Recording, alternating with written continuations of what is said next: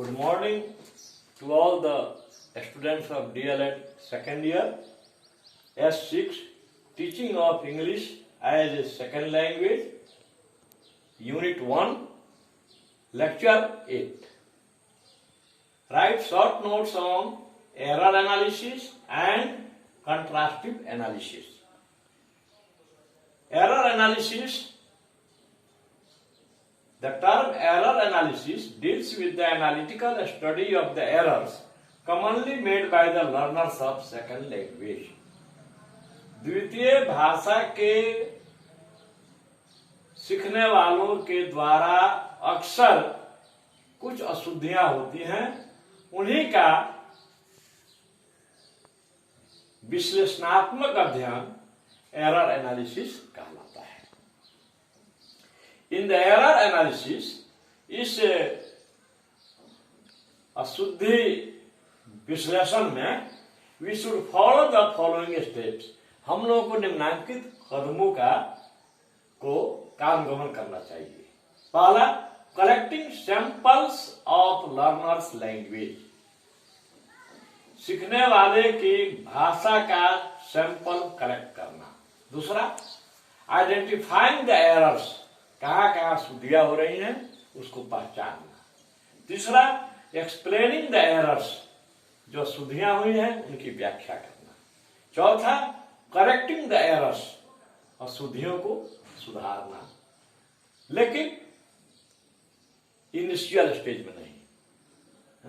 Initial stage means जब आदमी English सीखना शुरू करता है उसी को इनिशियल स्टेज कहते हैं। आई एरर एनालिसिस के मुख्य रूप से 5 भेद होते हैं। There are 5 types of error analysis. The first one is pronunciation errors, उच्चारण संबंधी अशुद्धियां।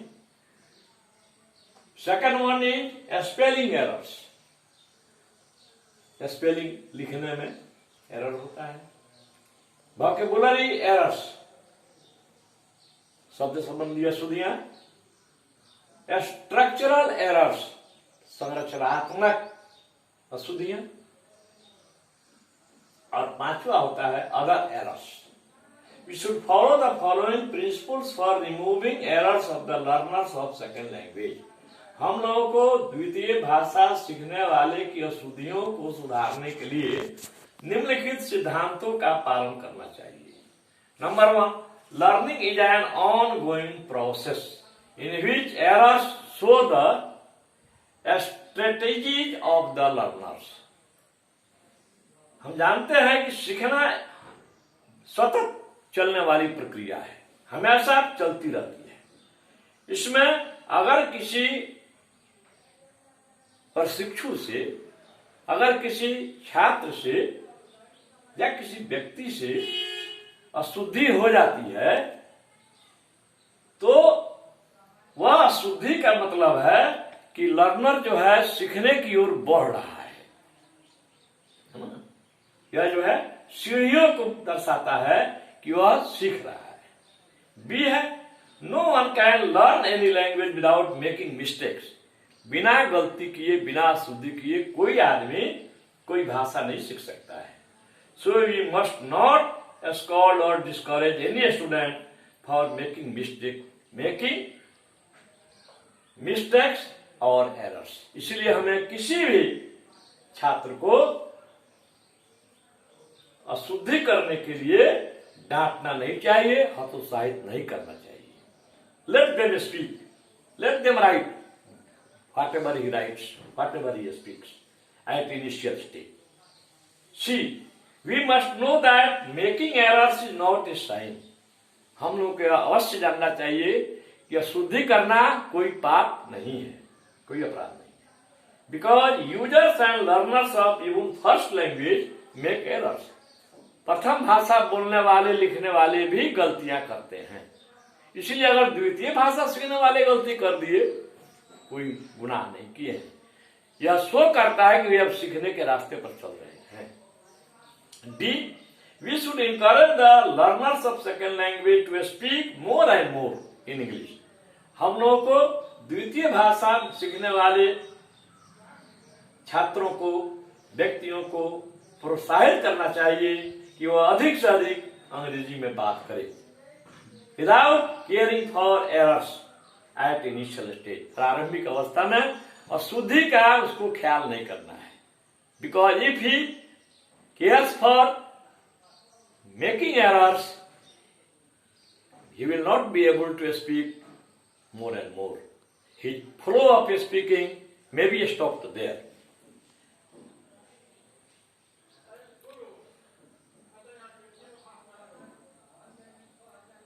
Because the errors can be improved afterwards slowly. क्योंकि जो शुद्धियां हैं वे बाद में जाकर स्वतः ठीक होती जाएंगी।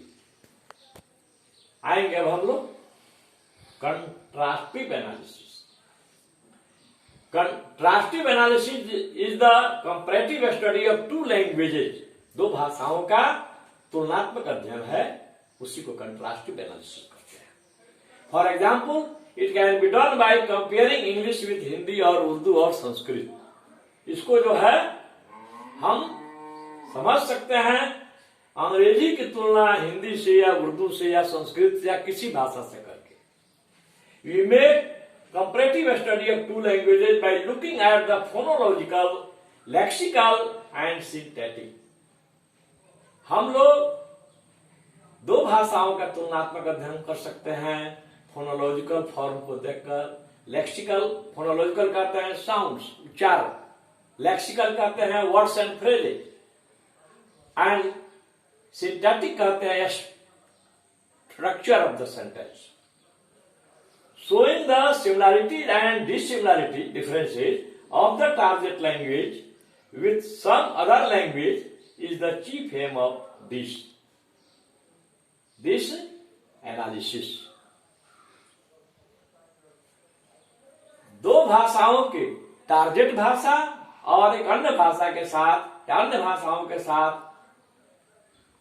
क्या क्या समानताएं हैं और क्या क्या असमानताएं हैं, यह दिखाना ही इस एनालिसिस का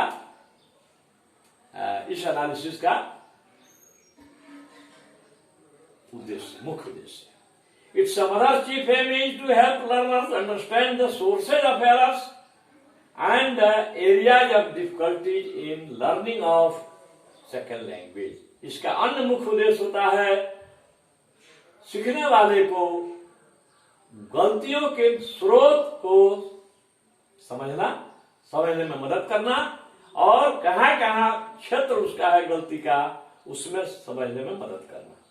let's think about phonological, lexical and syntactic differences with the help of following table. इस टेबल के द्वारा हम लोग तीनों में अंतर उदाहरण के द्वारा देखेंगे। फोनोलॉजिकल डिफरेंसेस पहले देख रहे हैं। इन हिंदी और Urdu we write words as we pronounce, but in English sometimes some letters are silent while pronunciation. Hindi और उर्दू में जैसा हम बोलते हैं वैसा ही लिखते भी हैं, परंतु अंग्रेजी में कुछ अंतर हो जाता है। कभी कभी कुछ लेटर साइलेंट हो जाता है। लिखने को तो लिखते हैं लेकिन बोलने के टाइम में उसको साइलेंट करना पड़ता है। जैसे आवर लिखते हैं HOUR, लेकिन बोलेंगे आवर, H यहां साइलेंट है। ऑनेस्ट H साइलेंट है। ऑनर H साइलेंट है। तो हम इंग्लिश में बोलते हैं कुछ, कभी कभी लिखते हैं कुछ। दूसरा है in the R ending words pronunciation of R is generally silent. जिस शब्द के अंत में आर आता है उनका उच्चारण करते समय हम आर को साइलेंट कर देते हैं। जैसे विषे Bihar, we don't say Bihar in English, Bihar. Seminar. तीसरा, some letters have different sounds. For example, cat and city. In cat भी सी से शुरू होता है और सिटी भी सी से शुरू होता है, नहीं उच्चारण दोनों का तो हो जाता है। सी इज प्रोनाउंस एट एज को, कैट में सी का प्रयोग हो गया क्या, को। और सिटी में सी प्रोनाउंस एज सो। तो लिखने के समय में हम लोग सिटी उसमें लिखेंगे और कैट उसमें लिखेंगे। बोलने के समय में एक उच्चारण दोनों का नहीं होगा, इसीलिए दिक्कतें आती हैं। अब लेक्सिकल डिफरेंसेस में आइए। We find that English language has prepositions before nouns, but in Hindi we use post preposition. हम देखते हैं कि अंग्रेजी में हम लोग नाउन के पहले प्रीपोजिशन का प्रयोग करते हैं। I have taught you all in the class that preposition is a word that shows relationship between two nouns or pronouns. Lexical differences हम देख रहे हैं कि नाउन के पहले इसका, अगर एक ही नाउन है तो उसके पहले प्रयोग होगा। दो नाउन है तो दोनों के बीच में होता है। जैसे there is a book on the table, तो बुक भी है नाउन, अब टेबल भी नाउन है, तो दोनों के बीच में हो गया ऑन। ऑन हट जाएगा तो मालूम नहीं होगा। Whether the book is under the table और ऑन द टेबल। ठीक है। तो इन इंग्लिश जैसे है, in a car from school to market with a stick. Hindi में ठीक इसका उल्टा हो जा रहा है। कार में, विद्यालय से, बाजार को, छड़ी से। इसमें देख रहे हैं प्रीपोजिशन पहले है और हिंदी में आ गया प्रीपोजिशन बाद में। अब आइए syntactic differences, English, Hindi, Sanskrit. इसमें क्या है, इंग्लिश में है SVO का स्ट्रक्चर होता है। जैसे subject, verb, object. He reads a book, वह पुस्तक पढ़ता है। इसमें ही हो गया सब्जेक्ट, वर्ब हो गया रीड्स, और बुक हो गया ऑब्जेक्ट। यही हिंदी में हो जाता है, वह पुस्तक पढ़ता है। यहाँ SOV हो गया, ऑब्जेक्ट जो है पहले आ गया। और संस्कृत में दोनों चलता है। संस्कृत में SVO भी चलता है, SOV भी चलता है। जैसे सः पठति पुस्तकम, या SOV में हो जाएगा सः पुस्तकम पठति, दोनों सही है। तो यही स्ट्रक्चर संबंधी है। थैंक्स।